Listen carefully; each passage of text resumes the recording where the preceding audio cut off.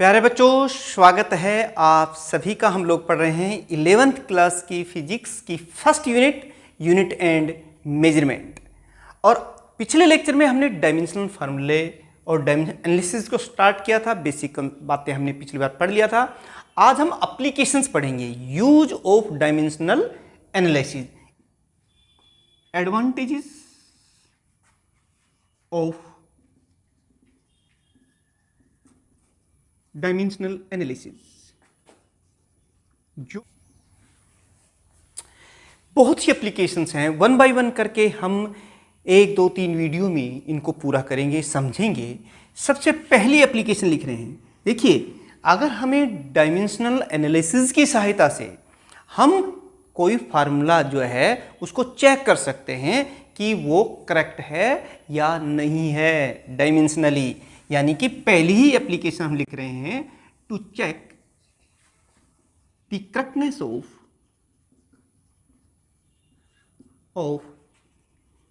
Any relation कह दीजिए या फार्मूला कह दीजिए। कहोगी सर ऐसे कैसे चेक कर सकते हैं? बिल्कुल कर सकते हैं। देखिए कैसे, ये किस पर आधारित है वो देख लीजिए पहले। इट इज बेस्ड ऑन, और ये पता भी होना चाहिए, अलग से भी आपको पूछ सकते हैं कि ये प्रिंसिपल ऑफ होमोजेनिटी पर आधारित है। It is based on principal of homogeneity.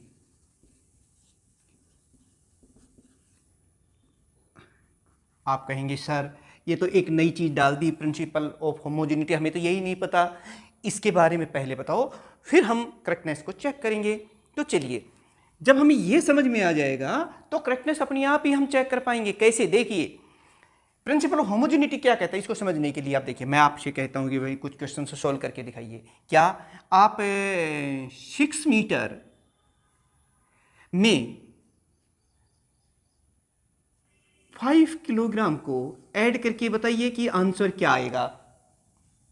आप कहेंगे सर ये कैसे हो सकता है, एक 6 मीटर कपड़ा है और 5 किलोग्राम शुगर है, चीनी है, उनको आप जोड़ रहे हैं।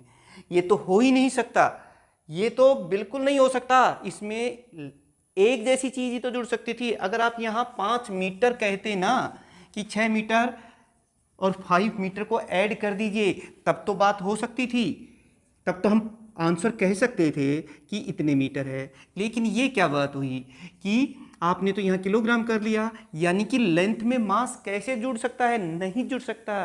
प्यारे बच्चों, आप बिल्कुल सही सोच रहे हैं, जुड़ ही नहीं सकता। प्रिंसिपल ऑफ होमोजेनिटी भी हमें यही कहता है कि like physical quantity can be added into like. Similar, एक जैसी फिजिकल क्वांटिटी है ना, वही ऐड या सब्ट्रैक्ट हो सकती हैं। और तो देखिए, अगर ये दो टर्म ही है, मान लो इसके अंदर एक ये टर्म है, एक ये टर्म, तो दोनों का डायमेंशनल फार्मूला सेम होना चाहिए, क्योंकि वो लाइक है। अगर ये चीज ठीक तो है, ये तो गलत है ना, इसलिए सही नहीं है। अब हमें पता चल गया कि प्रिंसिपल ऑफ होमोजेनिटी है क्या। जैसे सपोज कीजिए आपके पास कोई फार्मूला दिया हुआ है। कोई फार्मूले का मतलब है कि आपने उसमें कुछ ऐड कर दिया और ऐड करने के बाद आपके पास ये चीज आई। कोई भी रिलेशन हो सकता है, कोई फार्मूला हो सकता है। तो प्रत्येक टर्म का जो डायमेंशनल फार्मूला है या जो डायमेंशन है वो सेम होना चाहिए। प्रिंसिपल ऑफ होमोजेनिटी हमें यही कहता है, यानी कि अकॉर्डिंग टू, चलिए इसकी स्टेटमेंट को पहले लिख लेते हैं। According to principle of homogeneity, like thing dimension of each term on both sides of any equation, any relation, कोई भी इक्वेशन आपको दी हुई है, मस्ट बी सेम डायमेंशन होना चाहिए, तभी वो रिलेशन सही होगा। यही तो है प्रिंसिपल ऑफ होमोजेनिटी। अगर इसको वैसे कहना चाहे सिंपल वे में, तो like physical quantity can be added और सब्ट्रैक्टेड फ्रॉम द लाइक। एक जैसी ही चीजें आपस में जुड़ या घट सकती हैं। एक जैसी फिजिकल क्वांटिटी, एक जैसे लोग आपस में, जैसे जिनकी सेम विचारधारा है, सेम, वो आपस में जुड़ सकते। पढ़ने वाले बच्चे आपस में एक साथ अपने आप ही अपना ग्रुप बना लेते हैं, नहीं पढ़ने वाले बच्चे वो अपना ग्रुप बना लेते हैं, है ना। इसी तरीके से वही तो है प्रिंसिपल होमोजीनिटी। होमो का मतलब है सिमिलर, प्रॉपर्टी जीनिटी का मतलब, यानी कि इसको इस तरह से भी लिख सकते हैं कि like physical quantities can be added और सब्ट्रैक्टेड।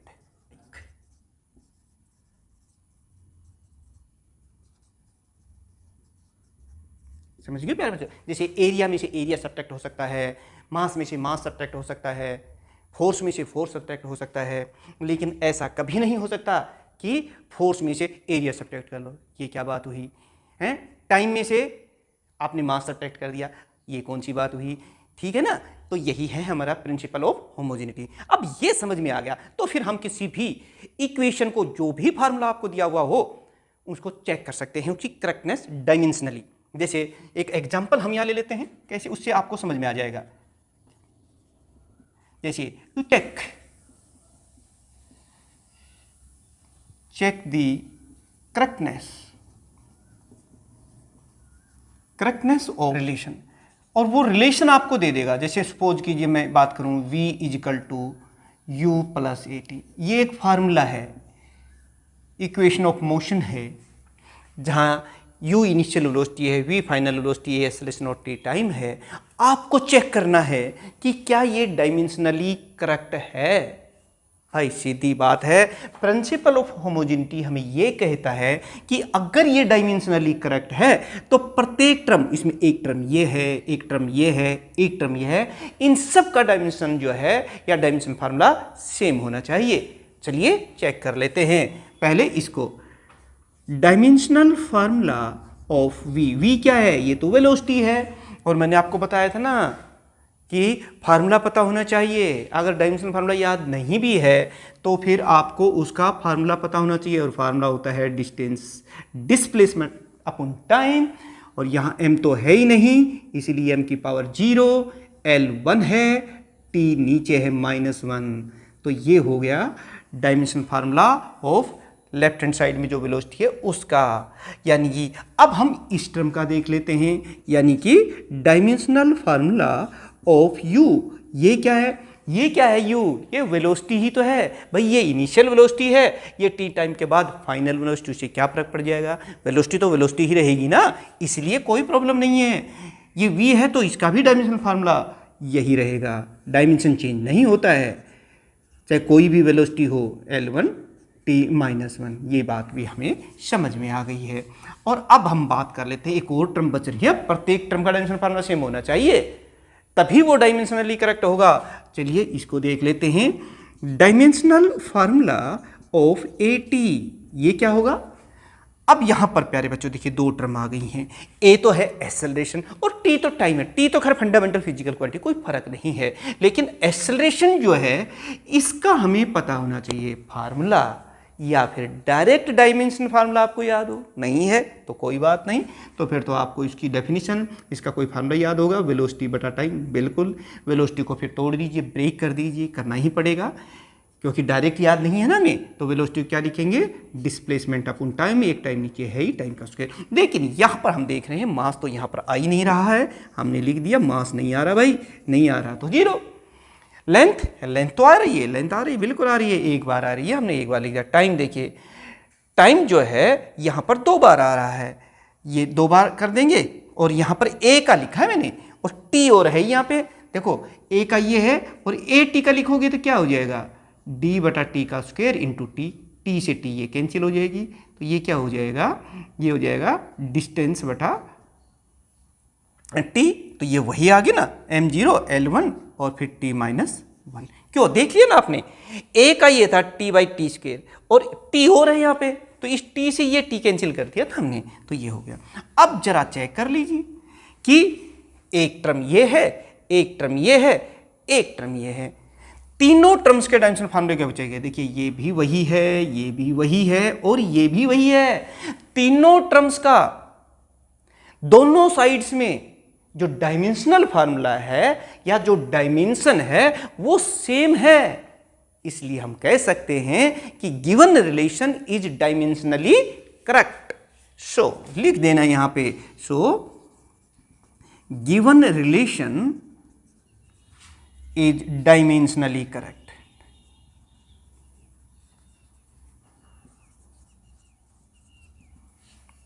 प्यारे बच्चों, इसको आप स्क्रीनशॉट ले लीजिए और हम एक और एग्जाम्पल कर लेते हैं। कॉन्सेप्ट को क्लियर करने के लिए जितनी ज़्यादा एग्जाम्पल करेंगे, जैसे ही हमारी यूनिट पूरी हो जाएगी तब हम क्वेश्चंस भी लेंगे। NCERT के तमाम क्वेश्चंस जो हैं पहले वो करेंगे और फिर नीट में जो क्वेश्चंस आते हैं, IIT के कुछ क्वेश्चंस हैं, उनको भी हम यहाँ पर करने की कोशिश करेंगे 1 बाय 1 करके। लेकिन वो तभी कर पाएंगे जब आप पूरे इस क्लासेस के जो बेसिक कंसेप्ट वाली क्लासेस है उसको पूरा पढ़ रहे हैं। तो चलिए एक एग्जांपल और कर लेते हैं इसी एप्लीकेशन का, check the correctness of the relation. और वो आप खुद करेंगे, वीडियो को पॉज करके रोक करके खुद चेक कर दीजिए और फिर अगर कहीं दिक्कत आती है तो आप चेक कर सकते हैं वीडियो को प्ले करके। एस बराबर UT plus half AT square, ये रिलेशन भी आपने 9th क्लास में पढ़ा हुआ है, लोअर क्लासेज में पढ़ रखा है। बस अब आपको क्या करना है 11th क्लास में आपके, कि वो जो रिलेशन आपने वहाँ पढ़ा था वो सही है या नहीं है, और ये आप जानते हैं तरीका, ये प्रिंसिपल ऑफ होमोजेनिटी पर आधारित है, कोई प्रॉब्लम नहीं। प्रत्येक जो टर्म है उन सब का डायमेंशनल फार्मूला सेम होना चाहिए। चलिए कर लीजिए शुरुआत, आप खुद कीजिए इसको रोक करके। हम करते हैं dimensional formula of S. S है क्या? एस तो डिस्टेंस है, और डिस्टेंस का जो डायमेंशन फार्मूला होता है वो तो m0 L1 T0 यही होता है। सही है। अब इस टर्म का, क्योंकि 3 टर्म है, 1 2 3, तीनों टर्म्स का अलग अलग डायमेंशन फार्मूला निकालेंगे और देखेंगे क्या वो सेम है। चलिए UT इस टर्म का देख लेते हैं। डायमेंशनल फार्मूला ऑफ UT ये क्या होगा? U क्या है? इनिशियल वेलोसिटी है, वेलोसिटी ही है, और वेलोसिटी का डायमेंशनल फार्मूला हमें पहले से ही आता है। क्या होता है? डिस्प्लेसमेंट बटा डिवाइडेड बाय टाइम। तो चलिए, और UT का क्या होता है? ये देखो फार्मूला लिख दो ना, UT डिस्टेंस अपॉन टाइम तो किसका होता है? वेलोसिटी का, और टाइम हमने लिख दिया, टाइम से टाइम तो कैंसिल हो गया, तो फिर बच क्या गया? सिर्फ डिस्टेंस बच गई। आप लिख दीजिए m0 L1 T0, कोई प्रॉब्लम नहीं। अब हम बात करते हैं dimensional formula of half AT square. इसका डायमेंशन लिख लिया होगा, चेक कर लिया होगा। भाई 1/2 का बताइए क्या? सर 1/2 का तो है, हो ही नहीं सकता, क्योंकि ये क्या है? ये नॉन डायमेंशनल कांस्टेंट है। पिछले वीडियो मैंने बताया था, किसी को इनकी डेफिनेशन पता तो पीछे जाके देख लीजिएगा। देखिए प्यारे बच्चों, अब बात कीजिए हाफ AT 1/2 का डायमेंशन फार्मूला क्या होता है? नहीं होता है A, इसका तो हम नहीं लिखा है। A क्या होता है? एक्सेलरेशन, और एक्सेलरेशन क्या होता है? Velocity divide by T. Velocity क्या होती है? डिस्टेंस बाई टी का स्क्वायर। तो ये देखिए, लेकिन हमें किसका निकालना है? यहाँ से देखिए AT स्क्वायर, हाफ है, हाफ का होता नहीं है, तो ये कितना होगा? D/T का स्क्वायर, और T का स्क्वायर यहाँ है ही, तो T के स्क्वायर से T का स्क्वायर तो फिर कैंसिल हो गया है, और हमारे पास फिर वही बचा, मास 0 बचा, लेंथ सिर्फ 1 बची ही, और टाइम तो बचा ही नहीं, ये हो गया। और 1/2 का तो होता ही नहीं। अब जरा चेक कर लीजिए इन 3 टर्म्स का क्या डायमेंशनल फार्मूला सेम है, यानी कि डायमेंशन सेम है कि नहीं। बिल्कुल चेक कर सकते हैं। ये देखिए, ये भी वही है इसका, और ये भी, और ये भी। ये मैंने रफ वर्क किया था यहाँ पे, ये रफ में हम लोग करके देखते हैं। ये देखिए, अगर इन तीनों टर्म्स का जो डायमेंशन फार्मूला है वो सेम है, इसलिए हम कह सकते हैं कि ये जो गिवन रिलेशन है ये डायमेंशनली करेक्ट है। So the given relation is dimensionally correct.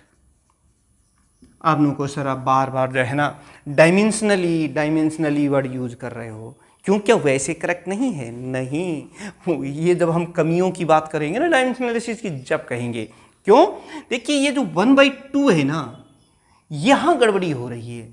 यहाँ कुछ भी लिखा होगा तो आप इसको करेक्ट ही कहेंगे, क्योंकि कोई भी नॉन डायमेंशनल कांस्टेंट यहाँ आ जाए, 2 आ जाए, 100 आ जाए, 10 आ जाए, 20 आ जाए, पाई आ जाए, या कुछ भी ऐसी फिजिकल क्वांटिटी यहाँ लिख दूँ जिसका कोई डायमेंशन फार्मूला होता ही नहीं है, तो आप तो यही कहेंगे ना कि ये करेक्ट है। लेकिन ये करेक्ट कैसी है? ये डायमेंशनली करेक्ट है। इन कॉन्स्टेंट्स के बारे में ये नहीं बताता, इन्हें हम जब लिमिटेशंस ऑफ डायमेंशनल एनालिसिस की बात करेंगे वहाँ काउंट करेंगे कि नॉन डायमेंशनल जो कॉन्स्टेंट होते हैं, किसी रिलेशन में वो आते हैं, उसके बारे में ये डायमेंशनल एनालिसिस हमें कुछ बताता नहीं है। तो प्यारे बच्चों, अभी हम बहुत से क्वेश्चंस करने वाले हैं आने वाले वीडियोज़ के अंदर, इससे रिलेटेड इस टाइप से चेक करने वाले। तो आपने समझ लिया होगा कि हम किसी रिलेशन को डायमेंशनली उसकी करेक्टनेस चेक करने के लिए प्रिंसिपल ऑफ होमोजेनिटी को यूज करते हैं। और प्यारे बच्चों, कई बार डायरेक्ट क्वेश्चन भी पूछ लेते हैं, what is principal of homogeneity, या कोई रिलेशन दे देंगे आपको, उसको चेक करना होगा डायमेंशनली, और इस तरीके से आप उसको चेक कर सकते हैं। और भी एडवांटेज हैं, हम नेक्स्ट वीडियो में देखेंगे क्या कि किस तरह से एक सिस्टम ऑफ यूनिट से दूसरे सिस्टम ऑफ यूनिट में हम कन्वर्ट कर सकते हैं। जैसे मान लो आपको फोर्स की यूनिट पता है न्यूटन, ऐसा सिस्टम में सीजीएस में क्या है? डाइन। तो एक न्यूटन में कितने डाइन होते हैं, ये भी हम डायमेंशनल एनालिसिस की सहायता से चेंज कर सकते हैं, लेकिन वो हम नेक्स्ट वीडियो में करेंगे। और इस दौरान जिन भी स्टूडेंट्स ने इस पूरे लेक्चर को देखा है, और ईमानदारी से बताइए कि अगर आपको अच्छा लगा तो शेयर तो देखो करो, सब्सक्राइब नहीं किया है तो ये तो और भी गलत बात है, इसको आप सब्सक्राइब कर लीजिए। अच्छा तो लग रहा है बट क्यों करूँ सब्सक्राइब? अरे भाई सब्सक्राइब करने जो अच्छी चीज़ होती है ना उनको सहेज कर रखते हैं। प्यारे बच्चों, अगर आपको लिखने में थोड़ी सी परेशानी है या लिखने में थोड़ी सी कंजूस हैं, तो फिर आप डिस्क्रिप्शन में हैंड रिटन नोट्स का लिंक लेकर वहाँ से डाउनलोड कर लीजिए, जो आपके लिए काफ़ी हेल्पफुल होंगे। मिलते हैं नेक्स्ट वीडियो में। Thank you very much.